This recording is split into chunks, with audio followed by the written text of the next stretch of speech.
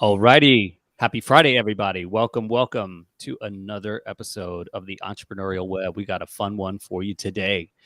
Bringing on Dr. Lance Knaub. He's been on the show many times, was part of my 100th episode celebration, become a dear friend throughout all this, and a mentor, and just a good guy to have around.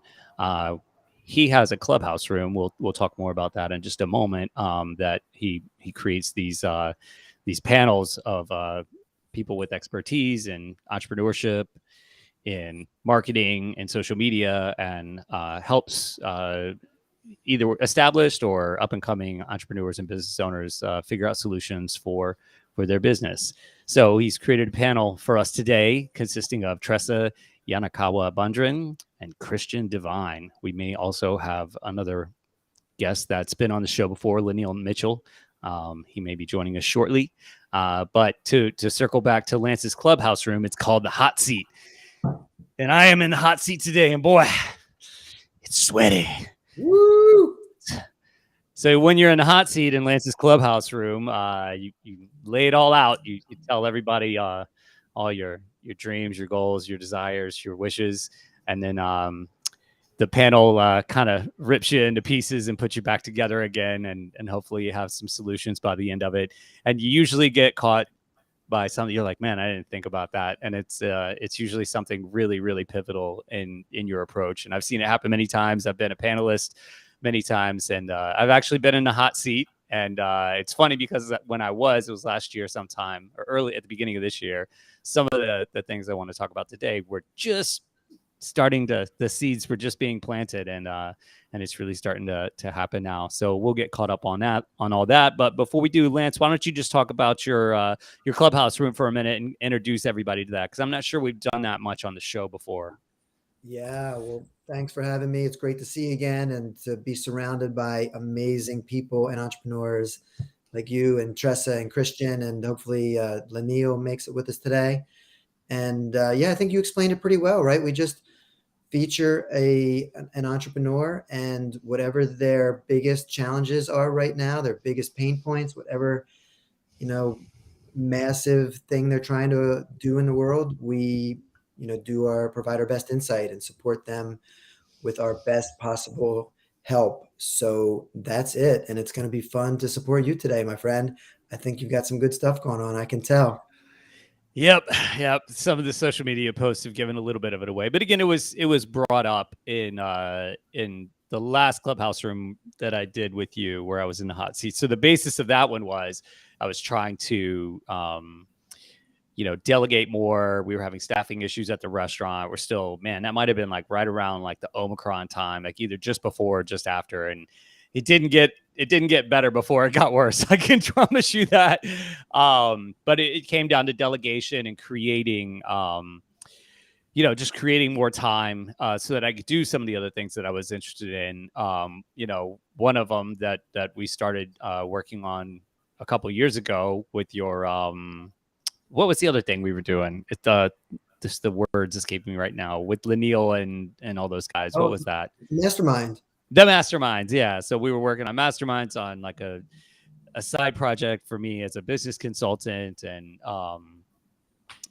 trying to create space in my life to do something like that, where my other businesses were kind of cannibalizing all my time because of staffing issues and all the things associated with the pandemic. And a lot of that got fleshed out. And I mentioned at that point, in that clubhouse room, it's very likely that one day I will open a martial arts academy. I wasn't sure like when, like could be years down the road, could be soon, but delegating those responsibilities and tasks and staffing and marketing the right way to cover the expenses, the increasing expenses for the restaurant, all were necessary steps in making that happen.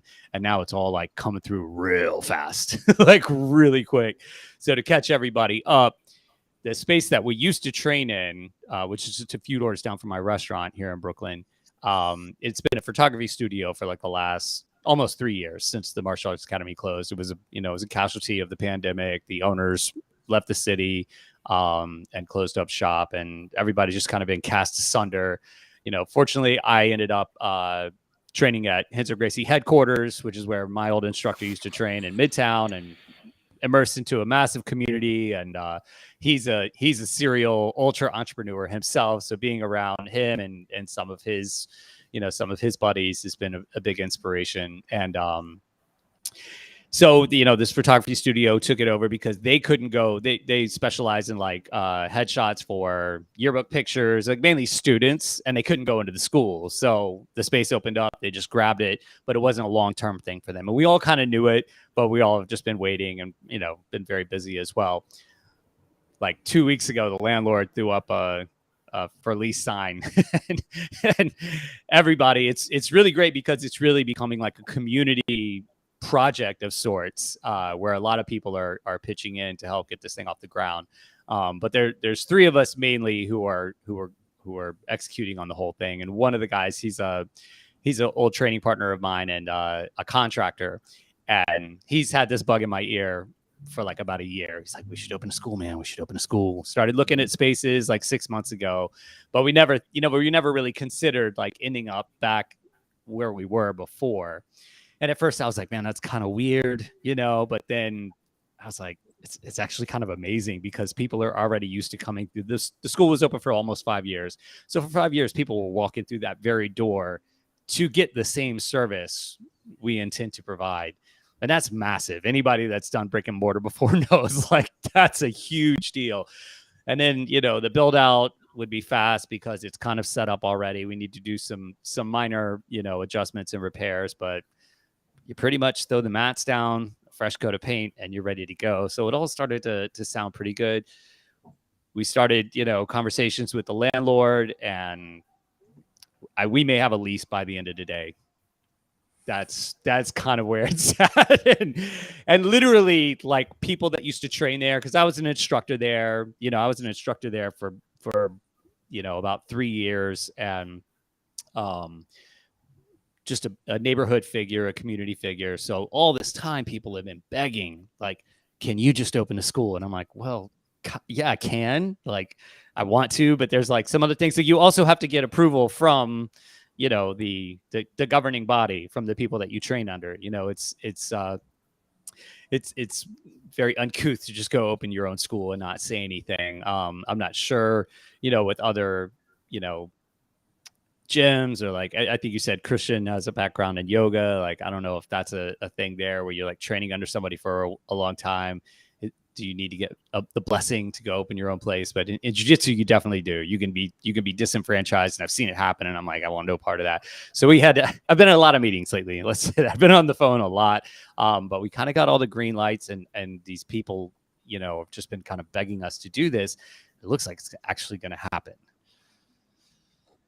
So that's great, Jeremiah. Congratulations. Yeah. There's actually a guy named Sensei Savoka. He teaches Aikido. He's started his own studio in Brooklyn. It might be a good one to connect with.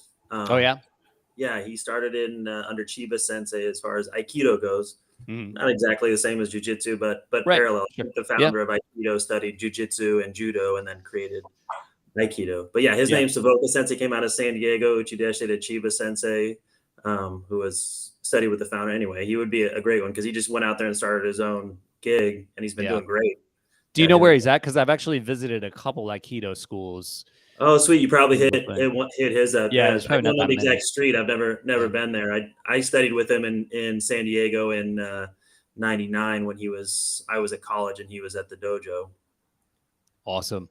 Yeah. But now he's got his own gig. I don't know the street he's on, but you can probably look it up as Savoka Sensei. Yeah, or I can email you the. I was going to say, you might have to send that to me. I'm not great with names and spelling, but yeah. So in the meantime, I still have a restaurant to run, still have a wine store to run. But things have, what I originally intended to talk about with you, Lance, today, we should still talk about this, is kind of like next steps for the restaurant. So, as I mentioned, when I was in the hot seat in the clubhouse room, staffing was a big issue. I pulled all marketing. Sales were still way down. We were really, still in the trenches. And now we kind of emerged, quite successfully. I have I have a workable staff. I probably need like one more solid person, but I've got a good crew now, and everybody's, well trained. It's ongoing, but this could be a good catalyst to kind of step up my training capabilities for one.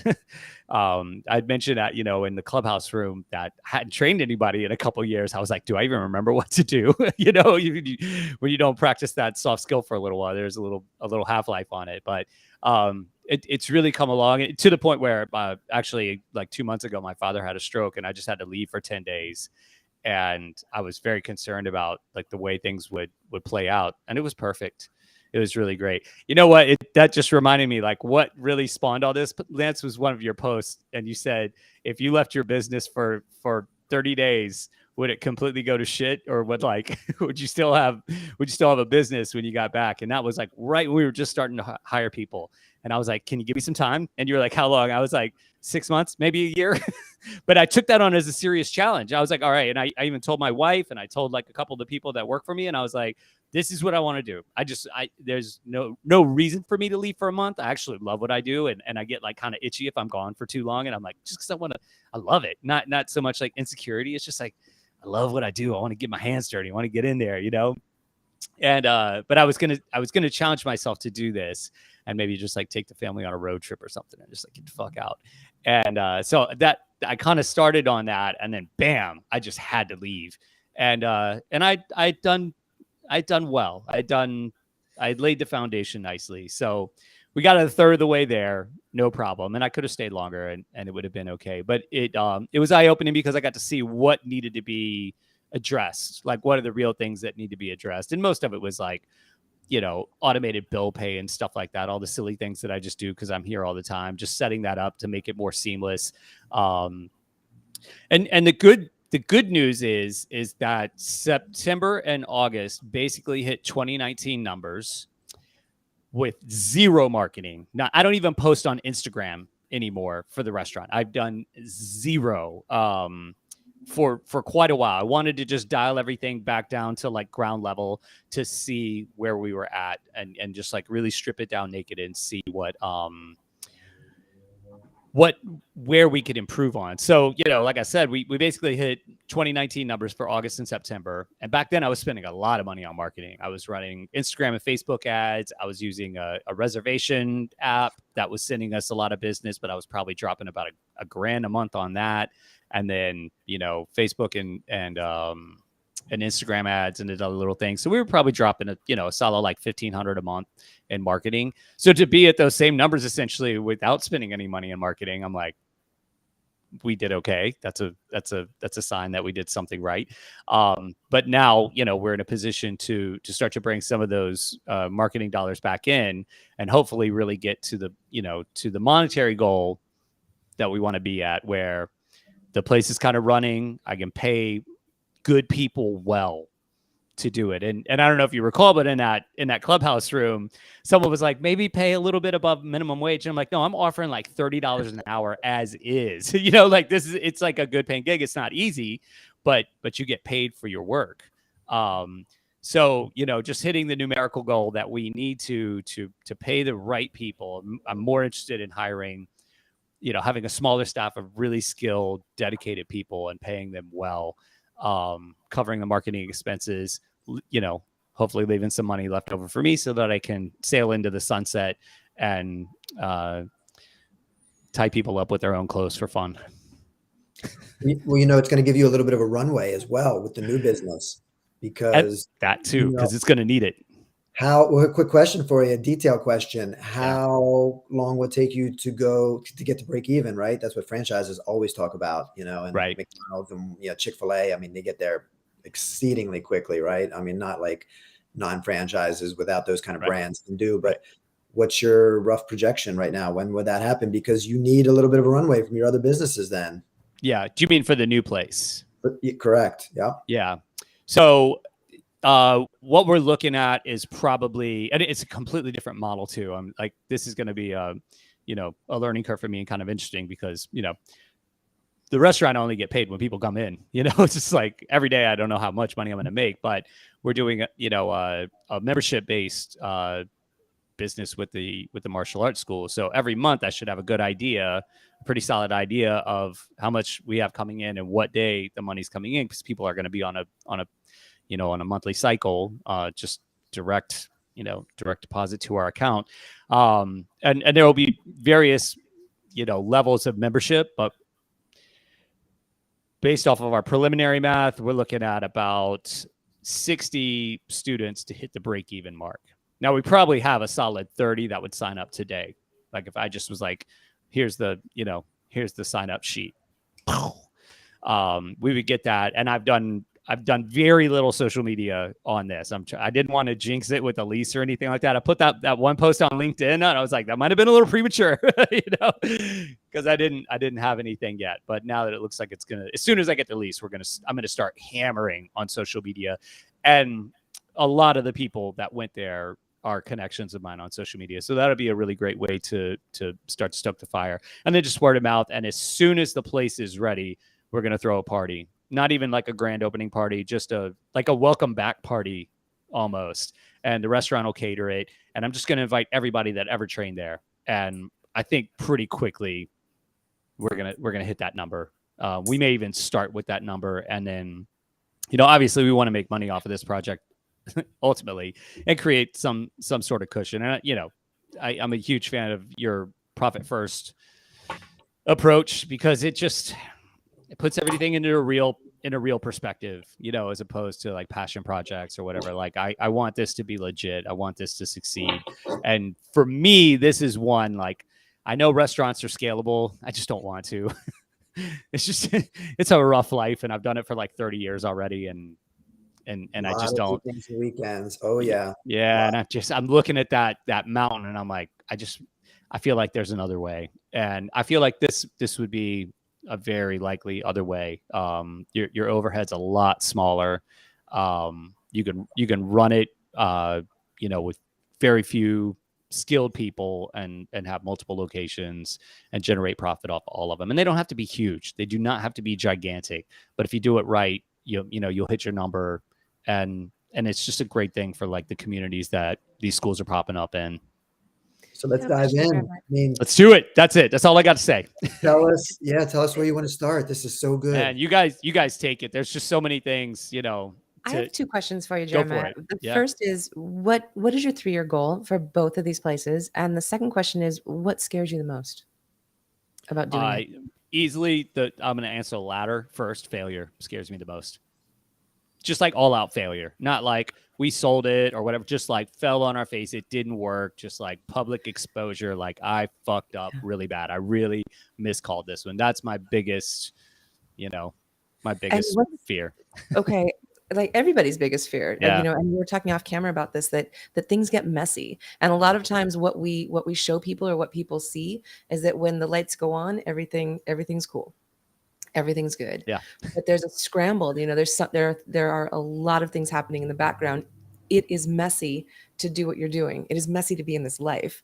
So when you talk about failure being your biggest fear, what's the worst thing that can happen? That you'll be publicly outed as being messy, or that it won't work? What's the worst thing? Yeah, I mean, I definitely dislike that idea of like it just didn't work and everybody saw it and everybody knows it and you just have to carry that. More so than like losing all the money, but like, that wouldn't bother me so much, but it would piss my wife off a lot. And I don't want to do that. I do that enough without losing a bunch of money. So, like my children, they'll, what would they think of it? Like, my close circle, that's really like the biggest fear. Otherwise, I don't care. I don't mind messy. Yeah, I totally understand that fear, because like nobody's ever failed before. So you would be the first, and that would be really hard. Yeah. Yeah. It sucks. And I mean, I've lost a business before. It's happened. I just don't want to do it again. I got to give a quick shout out to my brother, Andrew D'Angelo. He's been on the show a couple times. He just chimed in the comments. He was in the restaurant the other night. Great to see you. Thanks for bringing Reed in. It was awesome to meet him as well. And then what were your other questions? What's your 3-year goal? What's the vision? 3-year goal. Within 3 years, I either want to sell the restaurant or create such a team that it is profitable and it continues to be profitable. And I know that's a lot easier said than done. But I've been hacking away at it for a while, and I feel like I have the solutions. I feel like I'm surrounded with the right people to offer the right advice to help me execute on those solutions. And the 3-year goal for the Martial Arts Academy is to have it up and running, successful and profitable, like really profitable. Like my partners and I made our investment money back. We're paying ourselves. We're paying, some teachers. The buzz around it is good. Largely, I don't mind negative press and bad reviews. I get plenty of those, and I have thick skin as far as that goes. But yeah, just really like we're buoyant now. We're cruising. We're in the open waters. We're not sinking. That's not a threat. Big storms are always on the way, but like we're chill. We're chilling, man. That's exciting to hear, especially in the restaurant business. So then the follow-on question to that, of course, is: are you doing everything you can to make sure that you're sellable in or buyable within 36 months? More needs to be done for sure, but yeah, I mean the whole our whole mindset during the pandemic, when everything was just bonkers, and like we didn't close not a day, we didn't miss a beat.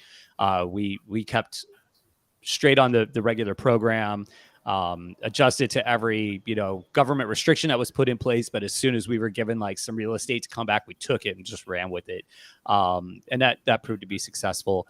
And like I said, we've made these strides where we got back to like pre-pandemic numbers, for parts of the year with way less expense, with no marketing and things like that. So a lot of it's been put into place. Things need to be tweaks here or there. Certain reports need to be, we need to start to organize the information in a way to be sellable, as opposed to just, for our own internal viewing, which could be, you can massage numbers to look different ways for that. So sure, things need to change slightly to present ourselves as sellable. The really interesting part, and Lance knows Tony because we've done clubhouse rooms with him before. He's another Jersey boy, but he was one of my first bosses and longtime mentor. He's a restaurateur in Virginia, but he's from New Jersey, and he's now franchised and gotten into construction, and we talk all the time. He's actually doing a massive business symposium alongside Magic Johnson in Virginia Beach, Virginia. It was supposed to be this past month, but now unfortunately one of the main, you would remember Garrett, Lance, because we were in rooms with him before. Yeah. One of his right hand men just like had a heart attack and died like a couple of weeks before the symposium was supposed to happen. So they had to reschedule it. It's going to be in the spring now, I believe. But Tony and I talk all the time. He's just a huge source of information and confidence for me. And we've been talking about this for a while. And I called him the day that we like submitted the lease application, and I was just like, hey, just wanted to let you know this is going on. And the first thing out of his mouth was, it's time to sell that restaurant. I was like, holy shit, because earlier that day my partner and I had a meeting, and he said, we haven't talked about this in a long time, and he said it may be time to consider selling. All this happened on the same day. You're the first people I mentioned this to. I didn't say this to anybody else, and this was like 2 weeks ago, but I was just like, damn, if that wasn't a sign, I don't know what is. So now it just, my whole thinking has been realigned just in the last 2 weeks, which is great, but can be messy. Wow. Yeah. Tressa, any follow-up questions and thoughts on that? And definitely want to hear. Lance, go. I love the vision question for sure. Christian, go ahead, brother. After you, doctor. Oh, no, go ahead. I know you got some questions and comments. I'm curious your thoughts on like the membership model, especially with yoga and your martial arts. Yeah, anything with that. Like I've never done that before. So any suggestions? Now I have a mentor also, a gentleman that owns 2 locations, one in Connecticut and one in Florida. That's also a Henzo affiliate. We will be a Henzo affiliate. We'll be under their umbrella. And he's helping me out tremendously, but there's gotta be, things that we're missing. There has to be. It would be too good if we did.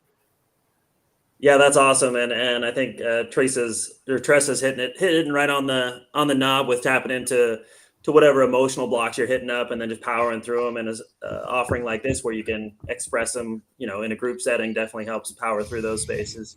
Yes. It's tough, Jeremiah. You're on all the panels, man. You got all the things going to offer something that could be supportive is I was like is a long shot. So I would just say, I mean, this is supportive for me as well. I'm just starting up my own gig, and we just started in the school. I'm with the school, high school. So I would suggest diving into local colleges and local high schools as far as getting those numbers. You said you were trying to get from 30 to 60 would be awesome for your first space. To start building relationships with teachers and principals. And that's how I started my martial arts career, was at college. And nice. I think we signed up at a high school of, 300. We signed up 45 on our first day. It was pretty awesome. Yeah. Pretty awesome numbers. No, that's a very great point. And the good thing is that we have those relationships already. First of all, the restaurant and the wine store have very strong connections with all the local PTAs. We're in a very residential part of Brooklyn, so we're just surrounded by families and kids.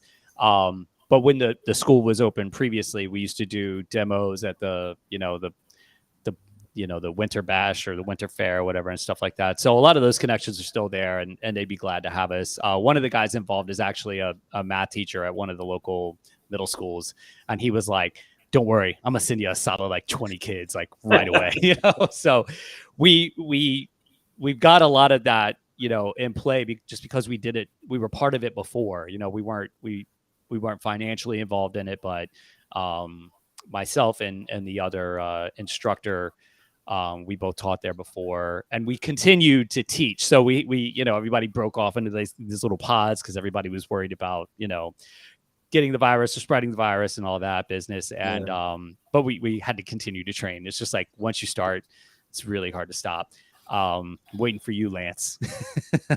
Be opening one near you. Because I know Fabi will attest to it, man. You're gonna love it. You just won't stop. But we continued to teach and train. So I ended up taking a room in the basement of the building that I live in. And I've had that for almost 2 years now with a solid like 10 to 15 guys training with me regularly who are all going to matriculate there.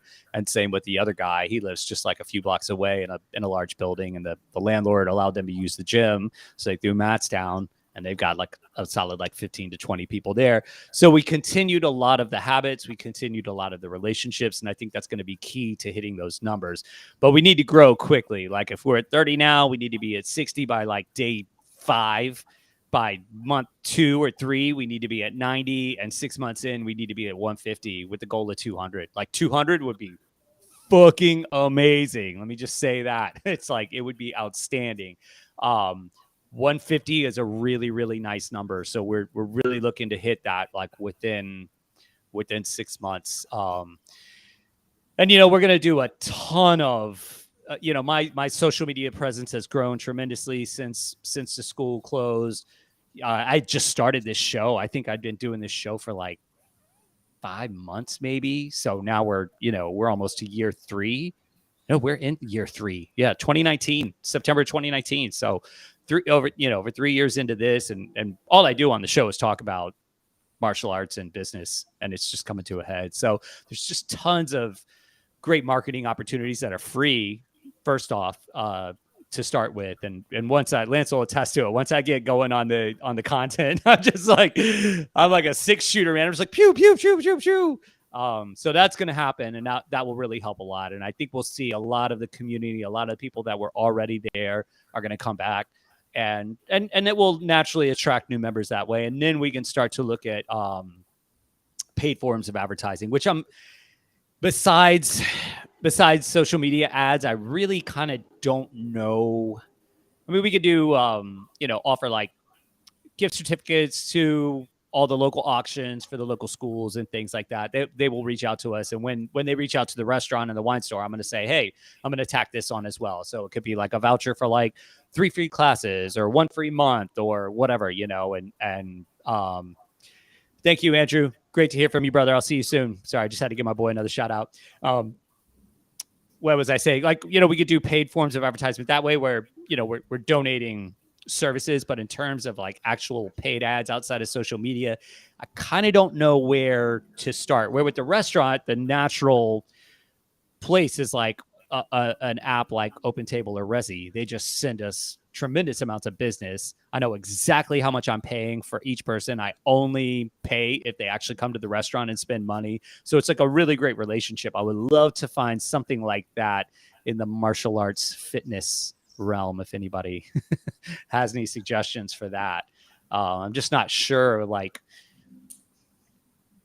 what that would be, like there's not the exact equivalent, but somebody probably has created something like that. And if they haven't, I would suggest somebody create something like that. Help a brother out.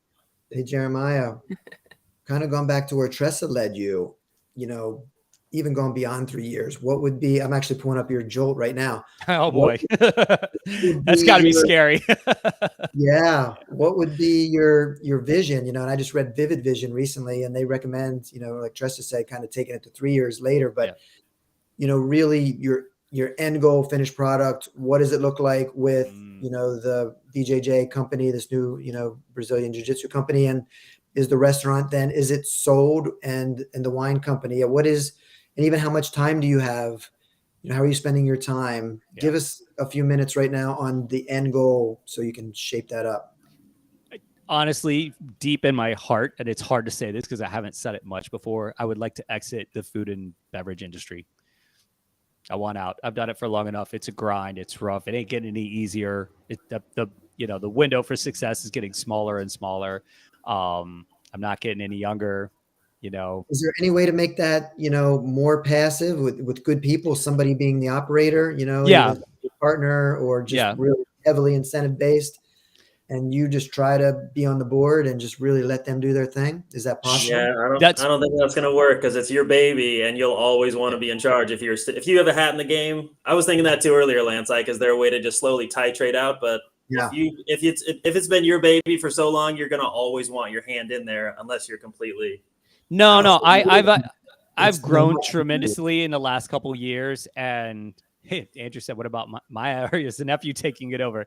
I'm whoever's got the money really is like that's what it comes down to. But how much would you want to sell it for? There we go. A lot more than anybody is willing to pay.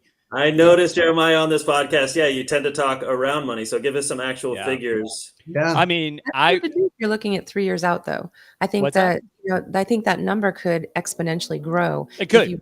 If you reverse engineer the experience from the actual sale to today, that gives you your entire roadmap for what you're going to do. I'm a huge fan also of the model of having subscriptions in restaurants and providing exclusive experiences for people.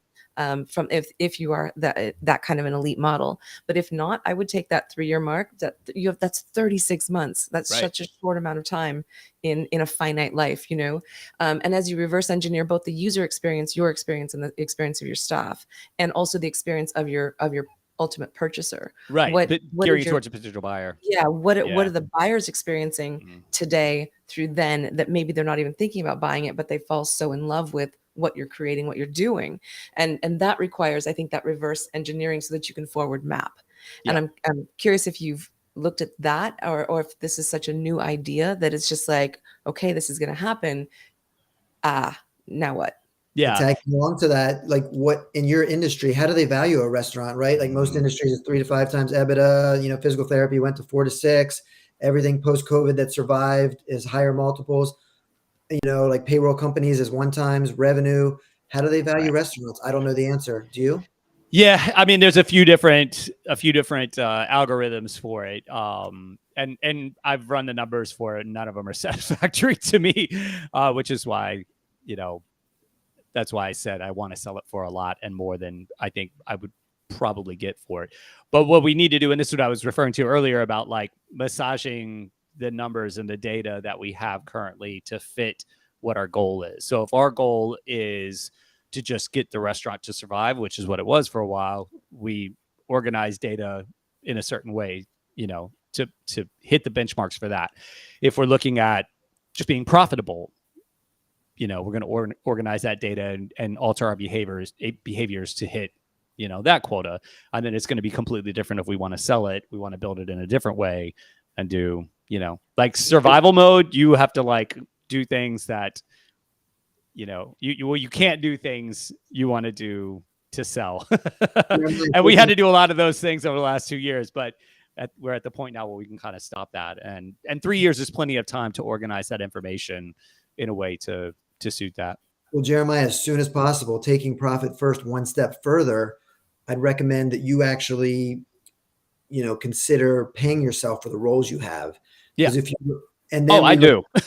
I do. And we look at profit beyond that, even though from a tax standpoint, all the money that goes to owners is considered profit. But we look at it that way because if you remember that restaurant, that coffee shop that I teed up in the Facebook group, they were, husband and wife were saying it was 40% profitable. I was like, well, what roles do you wear? And they were like, wow, these 10 roles. And I was like, well, how much would it cost to replace them? And then this much. So the company was like minus 20% profitable. And would have to actually hire people for those roles. Yes. So, it's a total liability. They're slaves of their business. And I'm sure they're probably still there today, unfortunately. But for you to build something that's sellable, right? I very humbly was fortunate enough to build a freestanding business where, I took on equity partners, our best people, and they actually filled all the leadership positions, right? And then I just met with our CEO once a month and I started doing my next passion, right? And doing coaching and consulting. So it is possible. It doesn't happen very often, but you have to be intentional. That's why I do like, what we're talking about here, you deciding your vision so that we can make it happen very deliberately. So yeah, I do pay myself as a manager because that needs to be, and I've done that for a while for this purpose, because we've talked about selling before, and that number needs to be realistic because that will go to somebody else if you don't want to be hands-on. If you want to be the type of owner that is just trying to collect profit, you need to see those numbers. It can't be like you said with the coffee shop where it's like, oh, actually you're not really profiting at all. And you're a minimum wage employee as an owner. You need to be clear with that if you want to sell, and you can't have those hidden, trick hats coming out like while you're in the midst of it, because you could have somebody with a good number in front of you and blow it because of that kind of information. So again, to your point, Tressa, we need to tweak things to make it look the way it needs to look, but all the information is there. It's just kind of flipped on its side right now because we were in survival mode.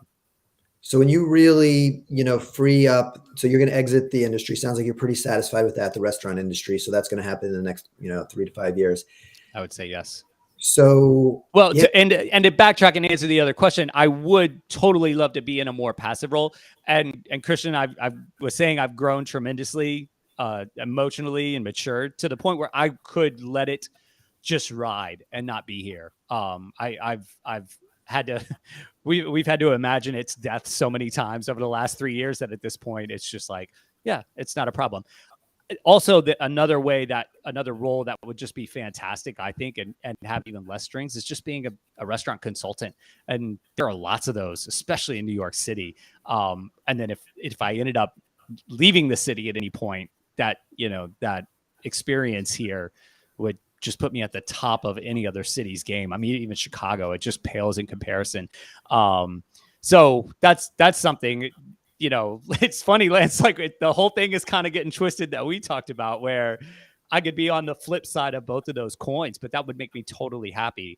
What I really want to focus on is getting more into monetizing information and experience rather than product. And that's the problem with retail and with, service, is that there's just so much product involved. And I deal with perishable product. It's not even like a clothing store where like the stuff can just sit on the shelf forevermore. I mean, this stuff's got a short life and you have to be so nimble, and it's just tiring. So I have a question about that. Go ahead, Tressa. What kind of training or how much training do you do with your staff continually to make sure that they are top of their game? Because to be a service person and have to include the sales part, those are two very different but necessary skills. How are you managing for that? So because everybody's kind of new, my head chef and my sous chef stayed on. They were the only 2 employees that we retained out of all throughout the pandemic. Everybody, and they've been with me since day one. We're talking 7 years. So my previous staff, most of them had been there since day one. So I had servers and bartenders that had been there for for almost 5 years, which is pretty remarkable for a restaurant. Most people have like, I give them like 6 months to 2 years and they're out. But we've had high retention. So with the new staff, it's just been about me being here on a daily basis with them, but gradually just empowering them more and more, and then watching for these opportunities to, you know, outside of like the initial, like, you know, when somebody's new, they're training for like 3 weeks. Look at my face, Jeremiah. Yeah, I know. I see it. I see. I'm just so telling you what I do. Yeah, I love that. And what you're telling me is that you're not doing what you need to do in order to get the outcome that you just said that you need. No, absolutely. So you need to move product. And so your people need to be phenomenal at service, phenomenal at communication and connection, because, you know, sales is emotional, and they need to be trained continually in how to not be cheesy, over the top, gross, cringy salespeople. So that, I would say, if you want the revenue that you want, that's the easiest path in, right? The path of least resistance would be that your people are making more money because they understand how to sell better. They're moving your product, which is a really good product. They're in communication with your chefs so that they know the product really well. They're excited about the product, and that's how they sell the product. And so I'm curious about, I mean, it sounds like this is a place where you could really firm up the foundation of what you're doing in order to provide that better experience for your staff, for the people who are coming in, for you, and for your buyer. Because my guess is one of your customers could potentially be the person or people who want to own this amazing experience that they're having with you. But you have to create that, and it has to be consistent and consistently better.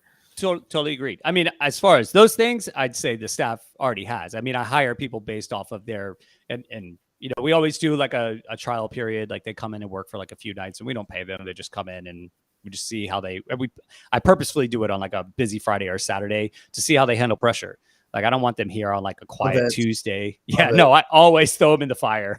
So I have a question though, Lance. You've been a patron, a customer there. Not yet. No, not yet. Okay. All right. So I'd love to talk to some people who have been customers to understand what their experience has been, because, you know, anytime we're in a leadership role, we have a disconnect because we have a vision of how things are and who we are and how great everything is or how terrible it is. But we don't necessarily understand the experience of of our customer.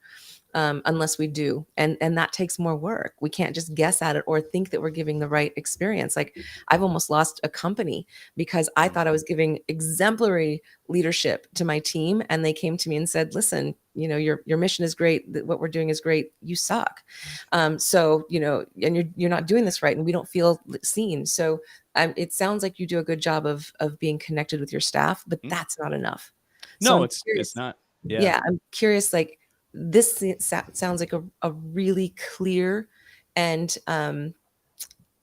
dynamic and real way that you can impact exactly what you're wanting in 36 months. And connecting the dots, Jeremiah, before you speak, go ahead. This connects to your new venture, which is your current passion, because getting these skills, like, we're going to firm up what your vision is with the, you know, the new business, but really landing the plane on this one and developing those skills to get a beautiful product that is going to be consistent, just like Tressa said. And also to have, it's going to be so marketable if you grow this to X size in revenue and you get premium valuation because it's totally built on processes and it's not people dependent, and it's built on the brand and not just Jeremiah Fox. And, you know, the quality is going to live beyond you. And you've got all your incredible team taking it on.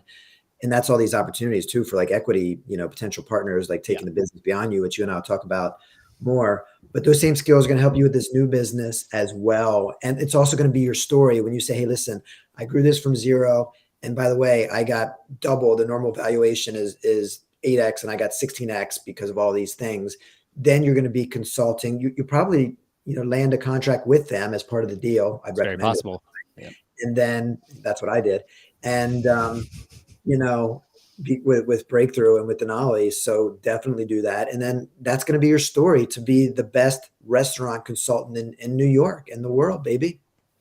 Yeah, and it could play out two ways. So like the story that you're telling is that they buy this brand and this process and this procedure and hopefully the staff as well, which would put us at the highest pay scale, the highest payout. The other option is somebody just wants the space and they're going to redo, they'll do their own brand, but they're buying just the tables, the chairs, the kitchen, and they very few people are going to do that because they're starting from scratch and they'd have all the risk. That's unlikely. We'll see. It's New York, but I would love to. We're building for the former, for what you said. Like somebody buying or taking over the brand, and it could happen from even beyond a customer, like you said, Tressa. It could be somebody that works for me currently. True. Yeah. True. So that being said, Jeremiah, I'm going to tap in right there. Go for it. Yeah, be brave. You're in the hot seat today. Tell us right now, what is that number? If you could sell it to Lance right now, what do you want out of it? Just give us a number. No words around it. Just, this is what I want. Like 225 grand would be acceptable. Awesome. Follow-up question. How much do you want to make a number year one or year two when you start to become profitable? What are you looking to have in your pocket for your dojo or your dojos? You said you might be opening more than one. How much do I want in my pocket year one? Does that mean profit, Christian? Yeah, profit. Yeah. How much do you want the dojo to make? How much? Yeah. Exactly. Yeah, because you said you're going to get to break even on day 5, and then you said 6 months will be 150, and 200 by month 9. So that sounds like it might be a finished product, like 200, because then you could start to replicate this, right? You could start to scale it. Yeah. Yeah. Give us a vision, a focus for us, your panel. Here we are helping you trying to get there, but give us a goal, a rainbow here at the end of year 1 or year 2. How much revenue is that on 200 people, and how much profit is that? Because it sounds like revenue on 200 is give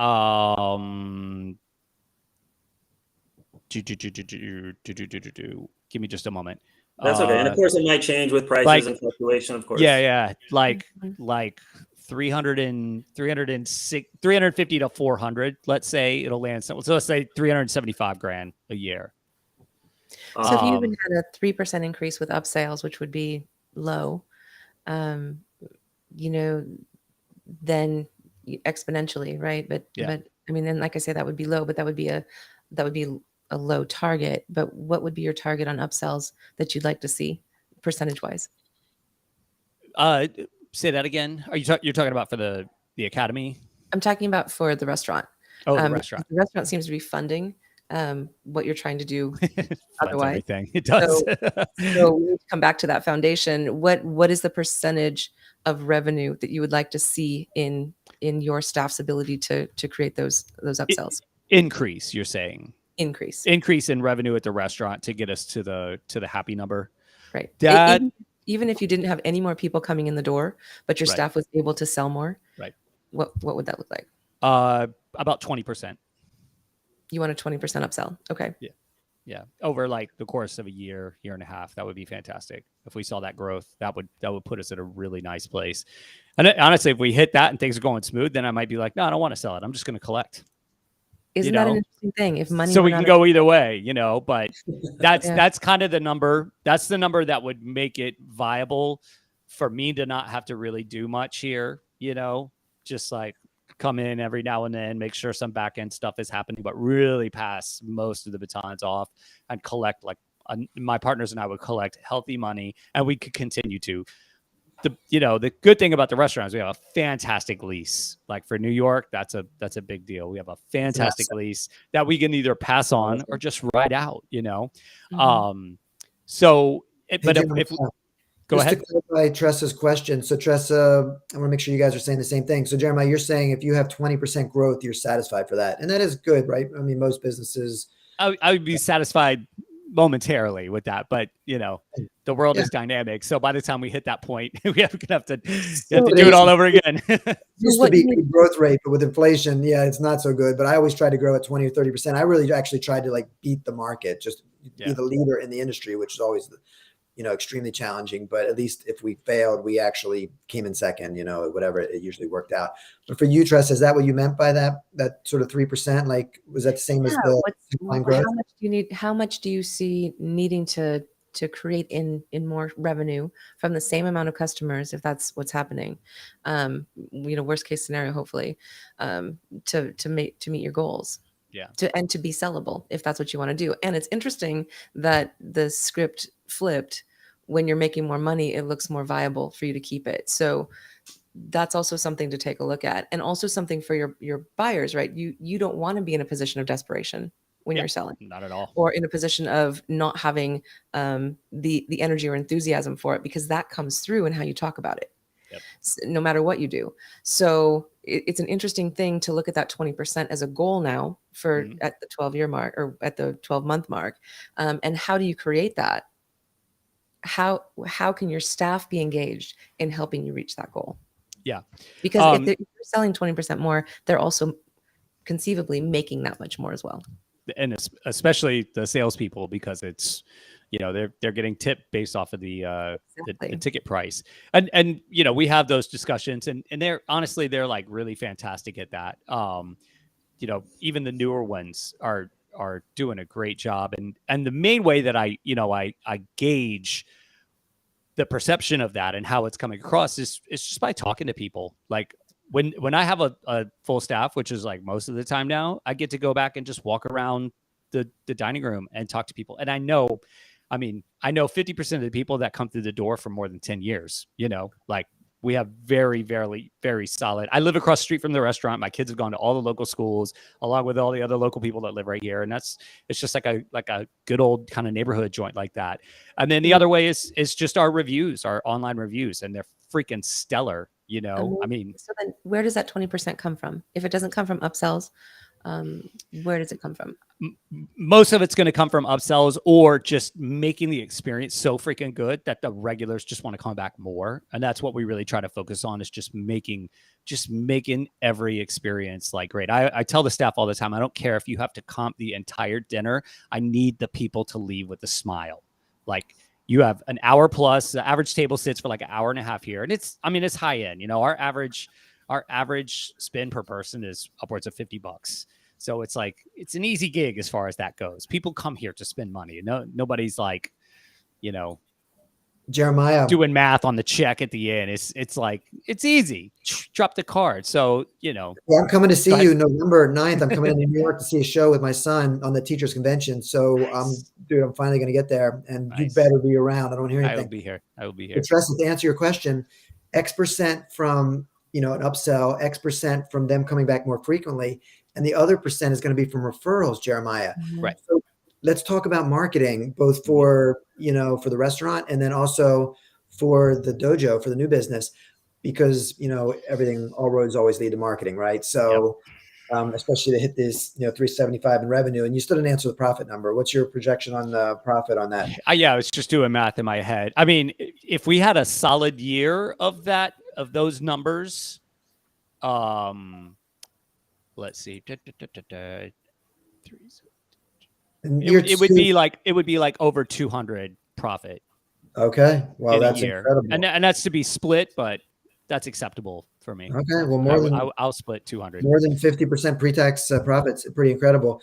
So going back to referrals, I think that should be on your radar as well. So let's just, what are you doing to encourage referrals within the restaurant?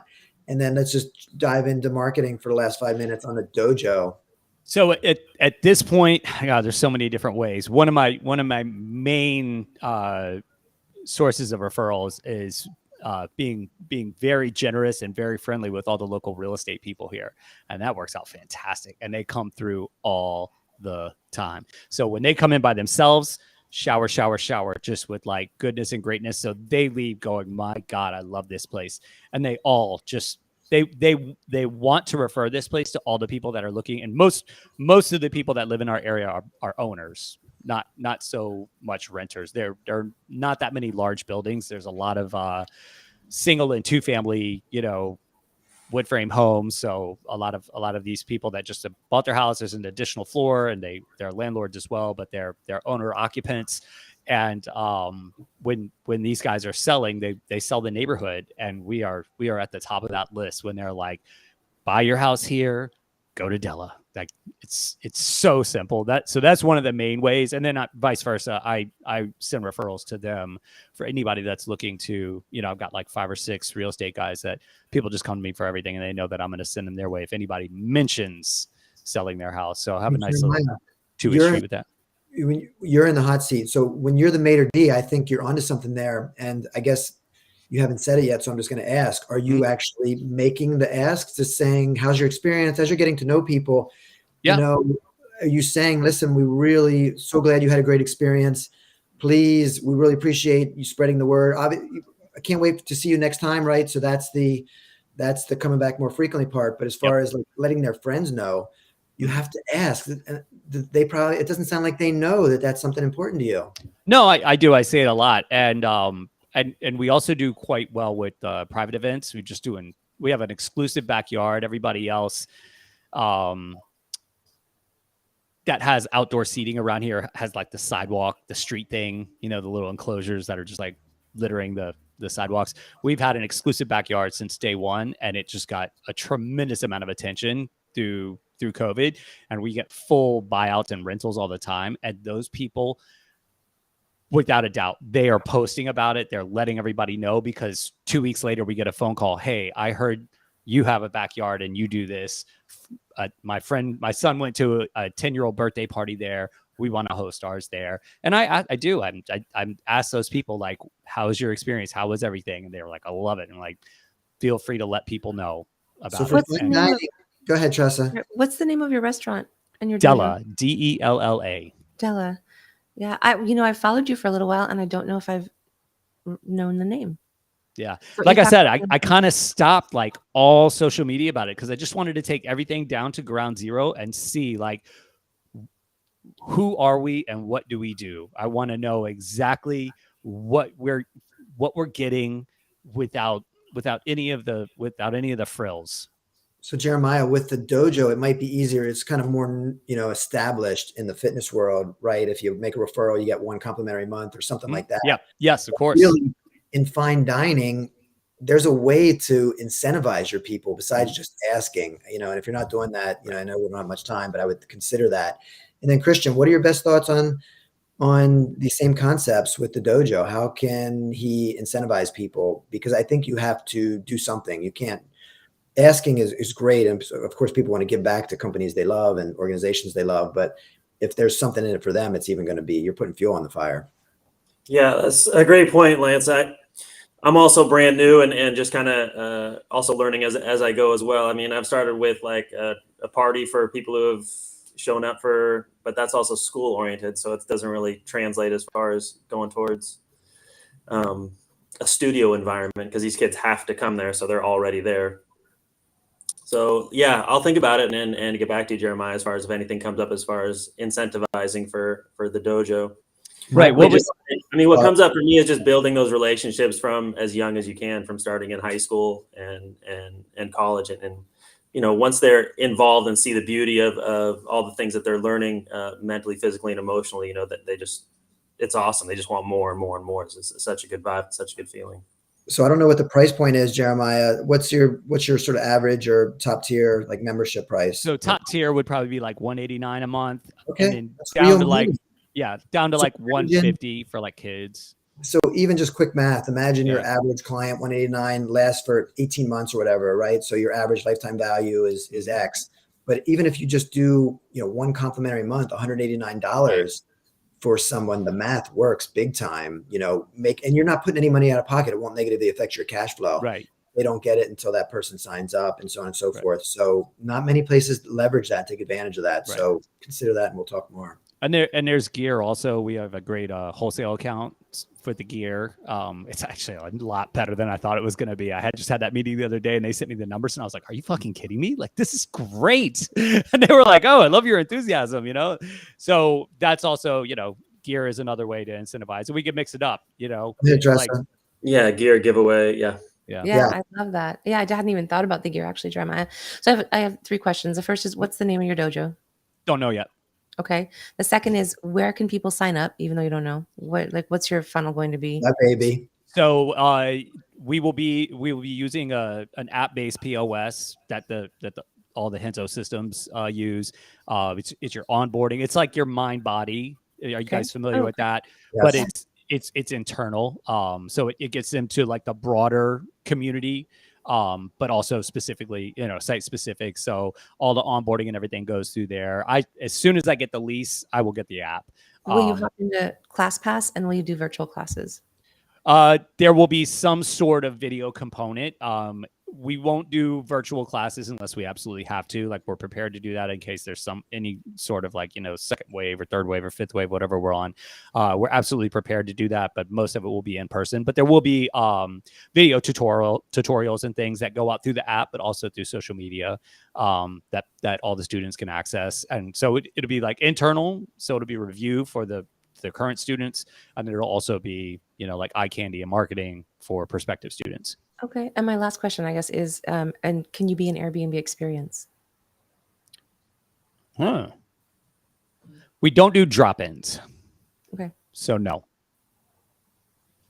we keep it tight for the protection of it makes sense the core students. Some schools do that. Ours, we're a little bit more particular about it because it's more of like a community based thing. It's it's local moms and dads and kids, and you just never know who comes from some other place, and they have a different idea about what jiu-jitsu or sparring is, and it can go south really quickly. And that makes sense. Our main students' protection is like paramount in a situation like this. So totally makes sense. Yeah, I have to say no for that. So but I mean, we could do it for like fitness, because we'll offer fitness classes too. It could be we could do like drop-ins for fitness because there's no contact and anything like that. So not impossible. It would be limited, but not impossible. Totally innovative question. I love it. So Jeremiah, and bringing things home a little bit, any final thing you want to tee up, or do you want us to give maybe our final thoughts? Or just to like circle back and answer like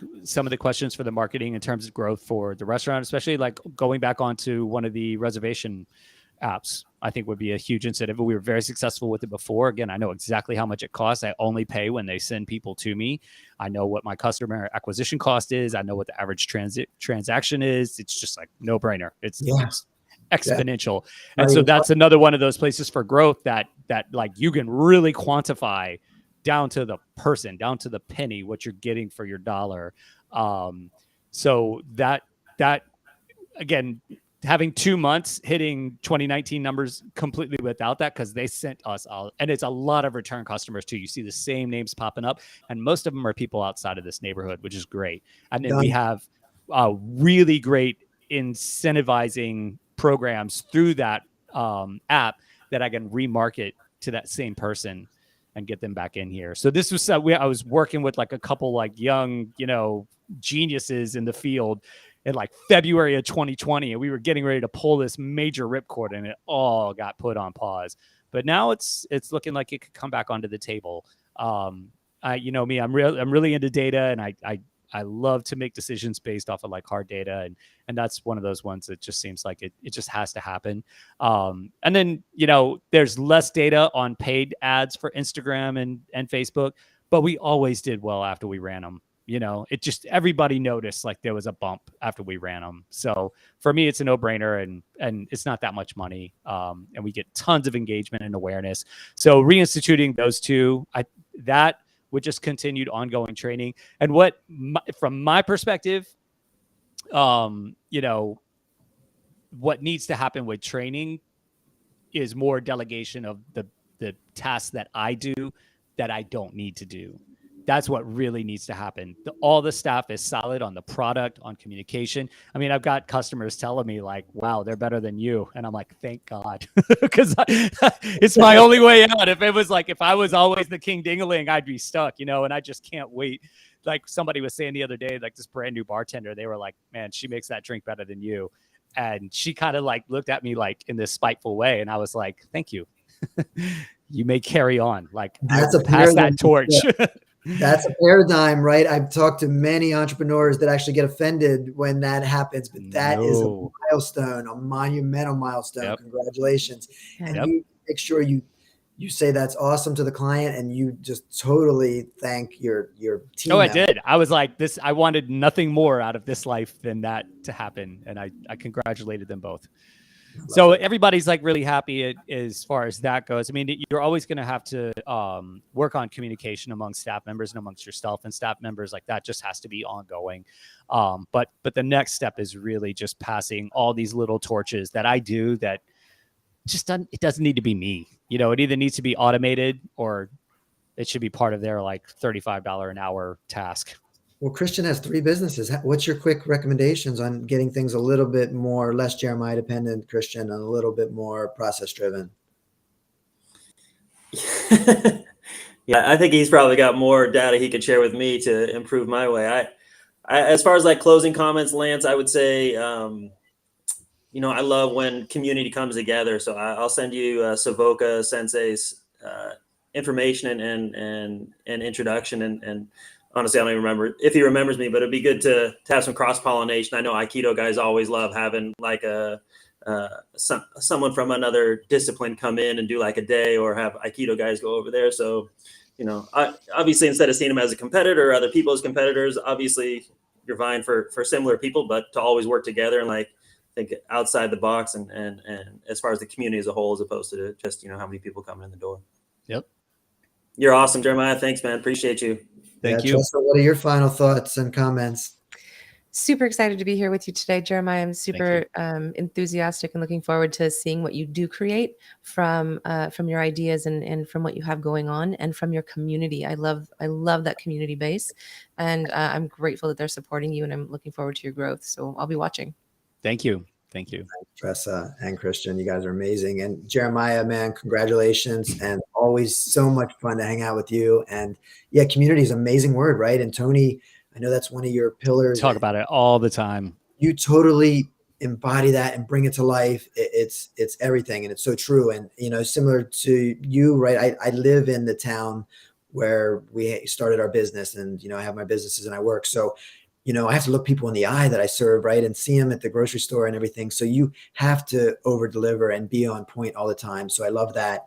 One thing that's a follow-up for you that I didn't get to mention is I want you to really laser in on your ideal client, because I'm not sure that you didn't mention that. And I really want to for which business? For the dojo, right? Because we really want to make sure that you hit all your numbers.